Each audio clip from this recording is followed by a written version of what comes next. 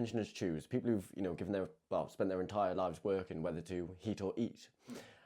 And while they're doing that, they are sending billions of pounds to Ukraine because they matter, they need heating and they need food and they need all of this.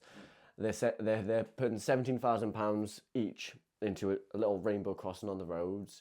They are wasting our money, and it makes me think, what are we even paying taxes for? I know this year I'm going to have to pay around £3,000 in taxes, and none of that money doesn't go to help me or to fix the potholes in the roads. It goes to help these migrants, to help these other countries. How about we focus on our own people first? Because to be frank, I don't want to swear on this, but I'm well annoyed at the state of our government going. And I'm talking with Safa at the moment. I know you're good friends with Safa about doing some sort of charity fundraising event, like a boxing match or something, in order to raise money for these pensioners. But we shouldn't have to do this. No. Our government should be doing this, and they're not. Right. Because it's always been, if you paid, I think it's 37 years of a stamp, what they used to call a stamp, a tax stamp, then you had all these entitlements upon retirement. And retirement moved, like I can remember for men it was 65, and for women it was 60.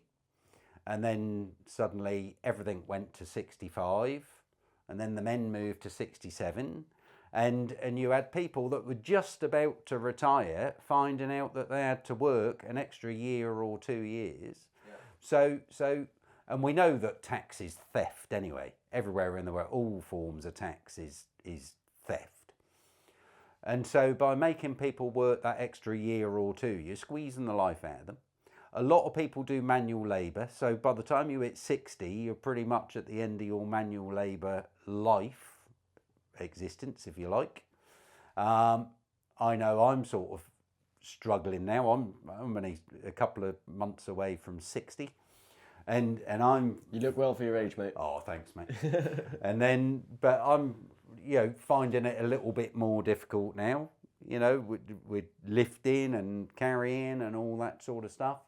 But I'll keep doing it because it's just ingrained into me. That's the military ingrains that into you. You just keep going until you drop, literally.